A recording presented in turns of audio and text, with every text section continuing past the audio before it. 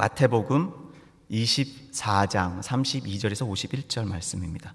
마태복음 24장 32절에서 51절, 말세의 성도의 관심이라는 제목으로 말씀을 나누겠습니다.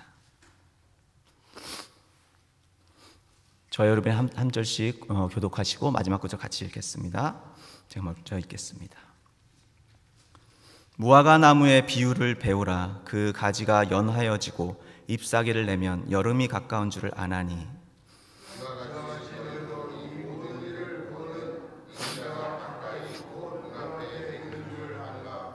내가 진실로 너희에게 말하노니 이 세대가 지나가기 전에 이 일이 다 일어나리라.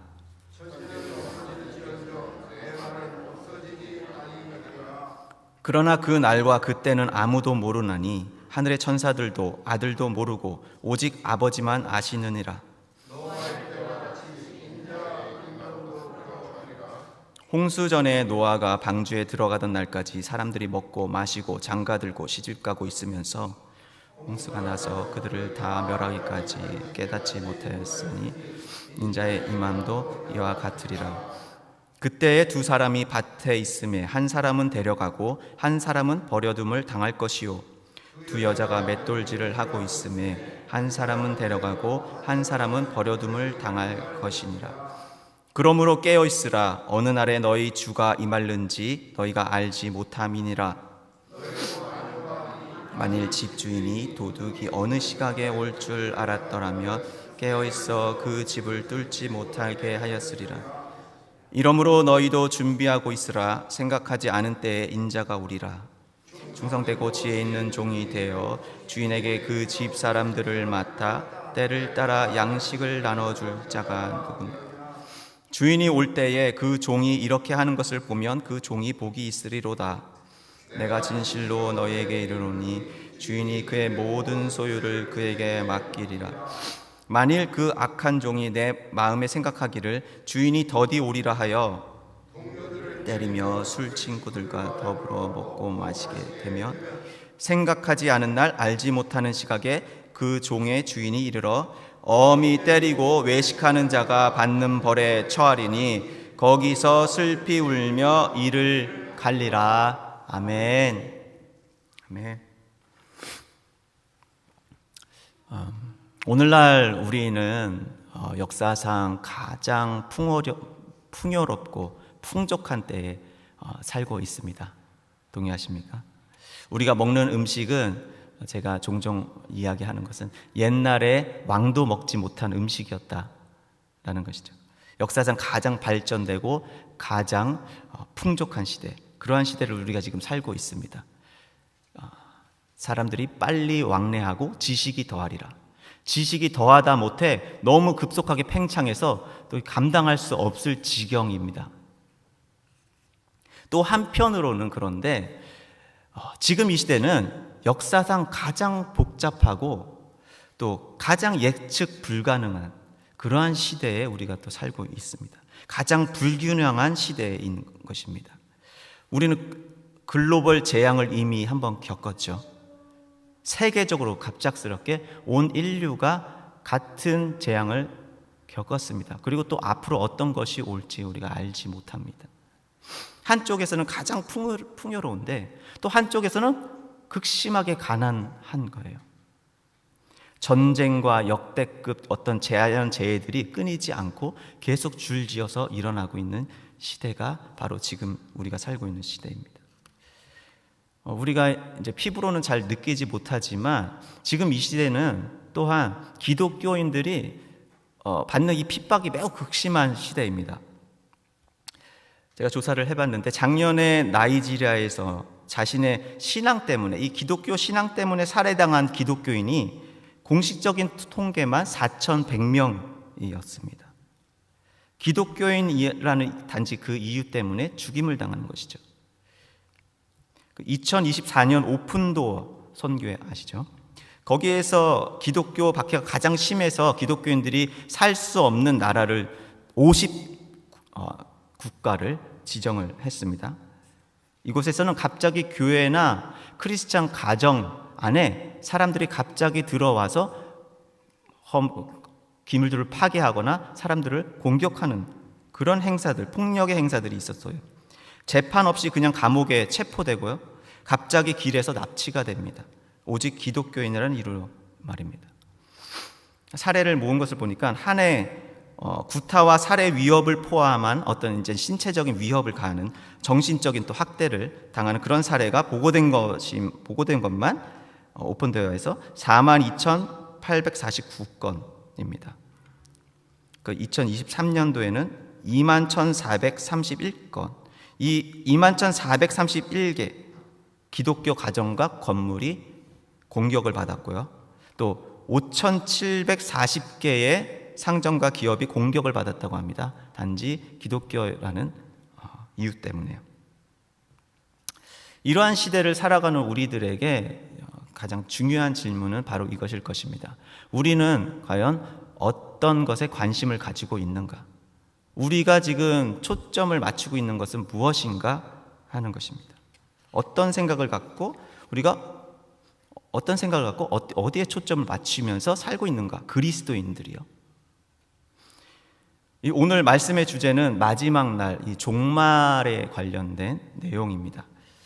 하나님께서는 과연 이 말세의 때 어떤 사람을 찾고 계실까요?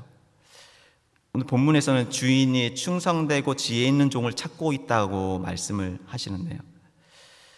지혜 있고 충성된 종을 찾고 계신데, 그런데 그 기대와는 다르게 지금 우리가 읽고 있는 본문에는 악한 종이 나옵니다. 이 악한 종이 등장을 하는데요.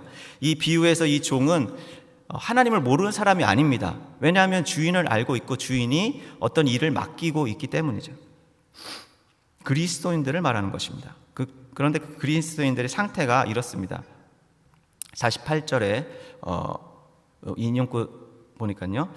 48절에 만일 그 악한 종이 마음에 생각하기를 주인이 더디 오리라 하여 동료들을 때리며 술 친구들과 더불어 먹고 마시게 되면 생각하지 않는 날 알지 못하는 시각에 그 종의 주인이 이르러 엄히 때리고 외식하는 자가 받는 벌에 처하리니 거기서 슬피 울며 이를 갈리라. 지금 이 그리스도인들의 행동을 보니까 동료들을 때리는데요. 같은 그리스도인들끼리 상처를 입히는 것입니다. 그리고 술 친구들과 더불어서 먹고 마신다고 합니다. 이 술에 취한다는 것은 세상 재미에 빠졌다는 것이죠.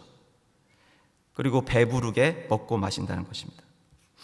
이게 사실 이것은 크게 이것이 문제가 될까 어느 정도 설명이 좀 되는 것 같은데요. 동료들을 때렸다고 하는 것은 동료를 때릴 만한 그런 이유가 있었겠죠, 아마도.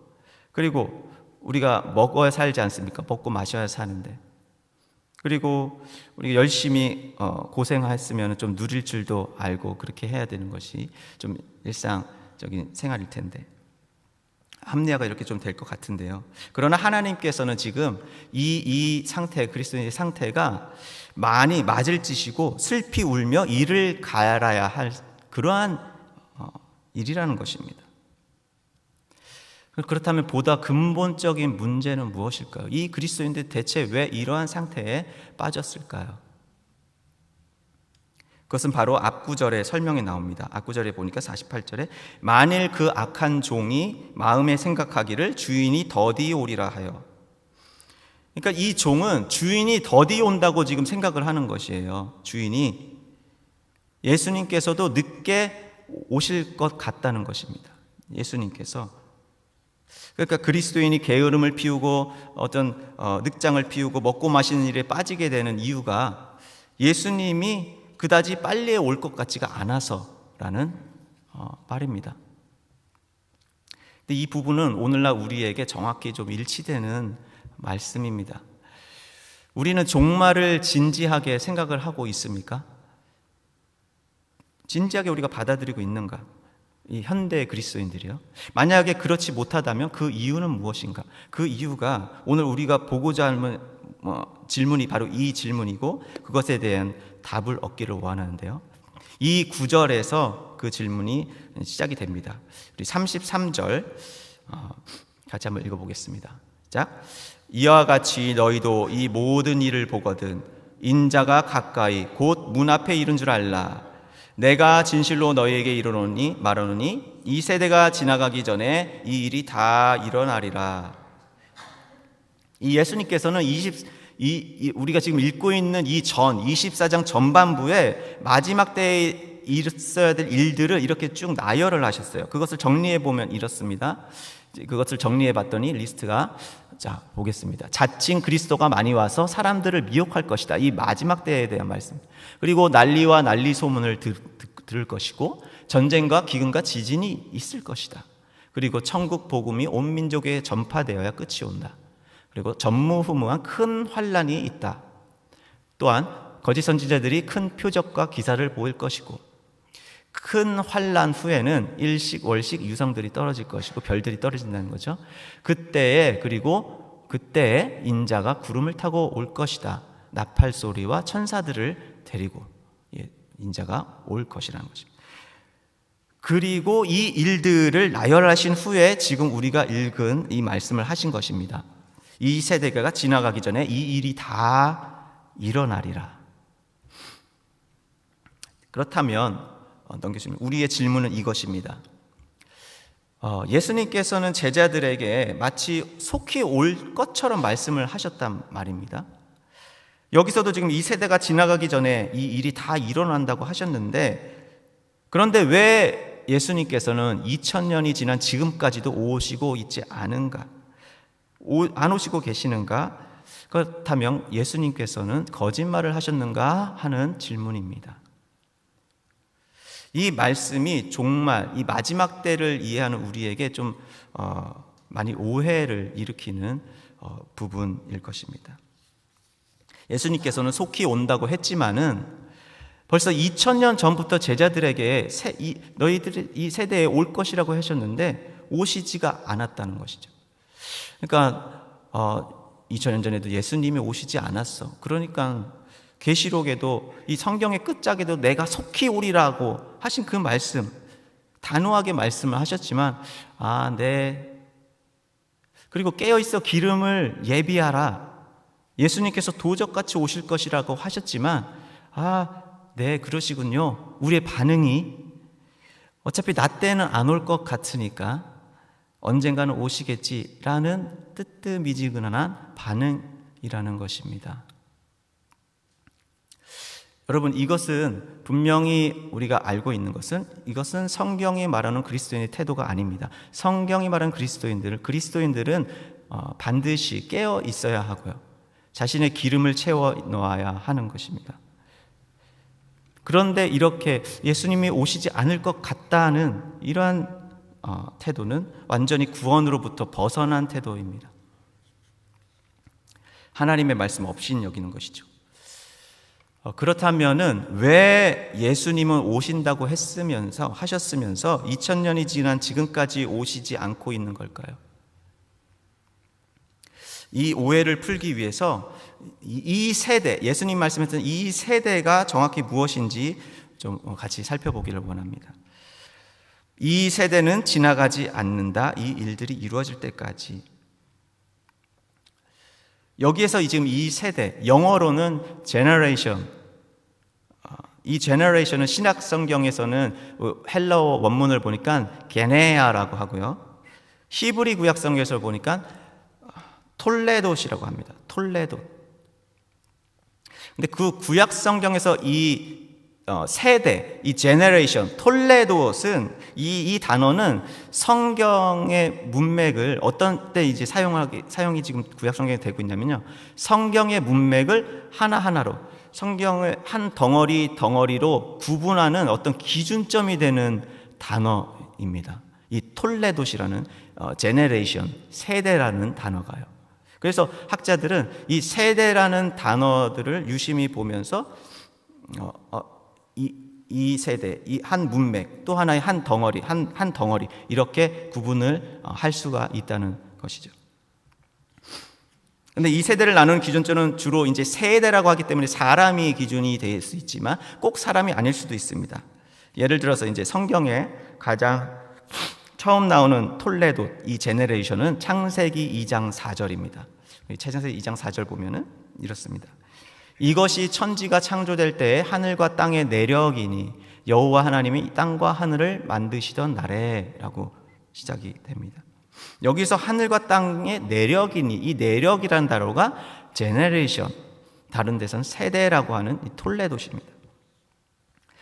이 제너레이션의 이야기가 사람이 아니고 하늘과 땅의 제너레이션, 하늘과 땅의 세대라는 것입니다. 그 뒤로 이제 톨레도시 계속 나오게 됩니다. 그 뒤로 창세기 5장 1절에 또 이것은 아담의 계보를 적은 책이니라 라고 나오게 돼, 이 계보도 톨레도. 그 다음에 6장 9절에 이것은 노아의 족본이라, 족바 톨레도시입니다. 그 다음에 11장 27절에 데라의 족본이라니라, 30장 1절에 곧 에돔의 족본이라니라. 이 족보라고 번역된 것이 톨레도, 제네레이션, 세대라는 단어입니다. 그래서 한글 성경에서 내력, 계보, 족보 이러한 단어는 모두 사실상 같은 단어이죠. 그러면서 쭉쭉쭉 내려오면서 이 역대상 1장에 또 톨레도시 나오는데요. 이 아브라함의 자손이 이삭과 이스마엘인 톨레도시 이렇게 쭉쭉 나오게 되는데요. 사실상 역대상하 전체가 이 톨레도시입니다. 하나의 톨레도, 하나의 덩어리라는 거죠. 하나의 문맥으로 이 세대를 통으로 지금 역대기에서는 이야기를 하고 있어요. 그래서 이 역대기서를 마지막으로 구약의 톨레도시 끝이 납니다. 그리고 이 톨레도시 쭉쭉쭉쭉 예언서, 시편, 잠언, 예언서 쭉쭉쭉 엎다가 이제 다시 등장하는 성경이 나오는데, 그것이 바로 마태복음 1장입니다. 그러니까 이 정리하자면 이 톨레도 제네레이션, 세대라는 단어는 한 성경의 주요 인물들과 문맥을 나누는 어떤 기준이 되고 있는데, 이것이 구약에서 쭉쭉쭉 보여지다가 역대기서를 기점으로 보이지 않다가 이제 다시 등장하는데, 그것이 바로 마태복음 1장이라는 것이죠. 마태복음 1장에 보니까 아브라함과 다윗의 자손 예수 그리스도의 계보라라고 나옵니다. 예수 그리스도의 세대가 이제 시작이 되는 것입니다. 예수님의 제네레이션이 시작이 되는 것이죠. 이 마태복음의 특징은 유대인들이 다윗의 자손 예수 그리스도를 더 이해하기 쉽도록 이 유대인이 익숙한 이 구약 성경하고 연결을 해놨습니다. 구약과 신약의 맥을 잇도록 한 것이 이 사복음서 중에 이 마태복음의 특징인데요. 예수님의 이 제네레이션을 말하면서 구약의 톨레도를 이어가면서 지금 성경은 마태복음 1장을 시작을 하고 있는 것입니다. 그래서 이 예수님께서 이 세대라고 말씀하실 때, 이 세대는 이 마태복음의 특징에 의하면은, 마태복음의 이 특징에 따르면은 예수님의 제네레이션의 덩어리, 그러니까 예수님의 세대를 말하는 것이죠. 예수님의 제네레이션에 속한 이 시기의 모든 사람들, 이것을 통틀어서, 이 시기를 통틀어서 예수님의 제네레이션, 세대라고 말을 하는 것입니다. 이 예수님께서는 이 세대를, 이 제네레이션을 몇 가지로 이제 지칭을 하셨습니다. 그것이 뭐냐면 악하고 음란한 세대, 그리고 믿음이 없고 패역한 세대, 그리고 음란하고 죄 많은 세대, 이렇게 복음서에서 보니까 말씀을 하셨습니다. 이것이 이 세대, this generation의 특징입니다. 그렇다면 이 예수님의 세대 다음은 어떤 세대일까요? 예수님의 다음 세대가 있나요? 예수님의 다음 세대는 없습니다. 왜냐하면 성경에선 그런 그 이후의 세대에 대한 언급이 없습니다. 그리고 예수님 자신도 자손이 없으세요. 그리고 죽으시고 부활하시고 승천을 하셨죠. 그래서 이 예수님의 제네레이션은 이제 성경의 이 톨레도에 의하면 끝나지 않은 상태가 되는 것입니다. 그래서 결론적으로 예수님께서 이 34절에 내가 진실로 너희에게 말하노니 이 세대가 지나가기 전에 이 일이 다 일어나리라, 이렇게 말씀하셨을 때 이 세대는 인간의 어떤 한 40년 세대를 말하는 것이 아니라 예수님께서 가르치신 이 악하고 음란한 세대, 아직 끝나지 않은 이 덩어리의 이 세대를 말씀을 하시는 것이죠. 베드로전서 1장 20절은 이렇게 말씀하십니다. 그는 창세 전부터 미리 알리신 바 되신 이나 이 말세에 너희를 위하여 나타나신 바 되었으니, 지금 예수님께서 이 말세에 나타나신 바 되었다고 하십니다. 그러니까 예수님 시대부터 지금까지 계속 이 말세 때라는 것이죠. 왜냐하면 예수님께서 말세 때에 나타나셨대요. 그때 예수님께서 나타나셨을 때부터 지금까지 말세라는 것입니다. 예수님께서 이 마지막 제네레이션, 이때 오셨습니다. 이 악하고 음란한 세대에 예수님께서 오셨고 또 승천하셨고, 이제 2025년이 되었지만 여전히 그 세대는 이제 지속되고 있는 것이죠. 자, 그렇다면은 우리가 이 말세의 때, 우리가 이미 이 말세의 때에 있다면은 우리가 해야 할 일은 무엇입니까? 첫째로는 바로 무화과 나무의 비유를 배워야 하는 것입니다. 33절에 다시 제가 읽겠습니다. 이와 같이 너희도 이 모든 일을 보거든 인자가 가까이 곧 문 앞에 이른 줄 알라. 우리가 그 날과 정확한 때는 알 수는 없습니다. 그 날과 정확한 때를 알 수 없다는 말씀은 뒤에 나옵니다. 36절에 보니까 그러나 그 날과 그때는 아무도 모르나니 하늘의 천사들도 아들도 모르고 오직 아버지만 아시느니라. 사도행전 1장 7절에 이런 말씀도 있습니다. 이르시되 때와 시기는 아버지께서 자기의 권한에 두셨더니 너희가 알 바 아니요. 이 마지막 때는 우리가 노아 때처럼 먹고 마시고 장가들고 시집 가다가 갑자기 들이닥치는 그러한 마지막 때일 것입니다. 직전까지는 알지 못하는 것이죠. 그런데 예수님께서 이 무화과 나무의 비유를 알라고 하셨을 때는 우리가 그 정확한 때는 알지 못하지만 계절은 알 수 있다는 것입니다. 어렴풋이 이 무화과 나무의 비유를 봐라. 어렴풋한 계절은 알 수 있다는 것이죠. 그 전에 나열하셨던 그 리스트, 자칭 그리스도가 많이 와서 사람들을 미혹할 것이고 난리와 난리 소문을 들을 것이고 전쟁과 기근과 지진이 있을 것이고 천국 복음이 온 민족에게 복음이 전파돼야 될 것이고, 그리고 그때 이후에 전무후무한 큰 환란이 있을 것이고, 그 환란이 있을 때 거짓 선지자들이 표적과 기사들을 보여서 사람들을 미혹할 것이고, 그때야 인자가 오실 것이다. 큰 환란 후에 오실 것이다. 라는 이런 일들을 주시면서 이것이 보일 때 이 모든 일을 보거든 인자가 가까이 임박한 줄을 알라라고 하시는 것이죠. 예수님께서 오실 날이 임박했다는 것입니다. 이 리스트를 보면은 자칭 그리스도한 사람들, 그리고 난리, 전쟁, 기근 같은 일들은 예수님 때부터 지금까지 계속 있어 왔던 것 같습니다. 그러나 점점 심해지고 있죠. 이 선교단체들은요, 이 말씀, 예전에 복음이 온 민족에 전파되어야 그제야 끝이 온다. 이 말씀을 어떤 기준으로 삼아서, 이 변수로 삼아서 예수님의 그 마지막 날을 기대하면서 복음을 모든 민족에게 전파하는 것을 목표로 삼아 왔습니다. 그래서 미존도 종족이 얼마나 남았는가를 계산했습니다. 이것이 복음화율이 0%인 그런 종족, 여러 가지 수많은 종족들이 있는데요, 지구상에. 그 종족이 불과 20년 전에는 3,400여 개가 있었어요. 그런데 지금 조사를 해보면 한 100여 개가 남았습니다. 20년 동안에 3,400여 개에서 100여 개로 줄었습니다. 그리고 이제 조심스럽지만은 아직 이 전무후무한 큰 환란은 좀 오지 않은 것 같습니다. 그러나 우리는 언제 무슨 일이 펼칠지 예측할 수 없는 그러한 시대에 우리가 살고 있다는 것이죠. 그것이 우리가 이 시대, 이 말세 때 배워야 될 첫 번째고요.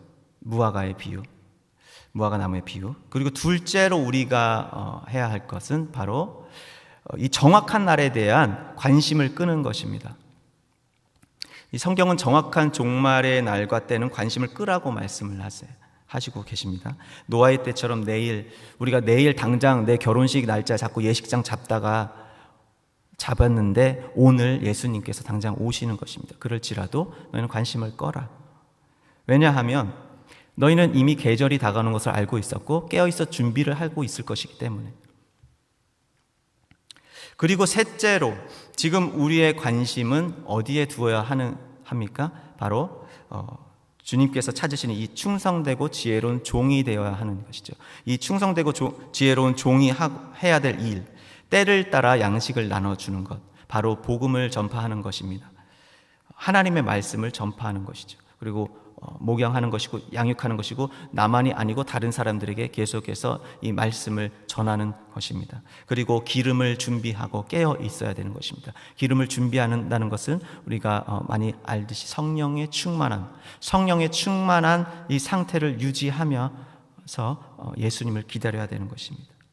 성령의 충만한 사람이 예수님의 그 계절을 느끼고 깨닫고 알 것입니다. 네, 말씀을 맺겠습니다. 주인이 더디 오리라 하는 생각, 이러한 생각은 사실은 죄입니다. 예수님께서 더디 오실 것 같아. 그것은 성경에 의하면 우리가 해서는 안 되는 생각입니다. 그것은 우리의 착각입니다. 우리에게는 이제 둘 중에 하나입니다. 나의 인생이 끝나든지 아니면 예수님께서 속히 오시든지 둘 중에 하나입니다. 그때 우리가 담대하게 예수님을 맞이할 수 있도록 우리는 충성되고 지혜로운 종이 되어서 기름을 준비하고 주인이 오실 것을 대비하고 있어야 할 것입니다.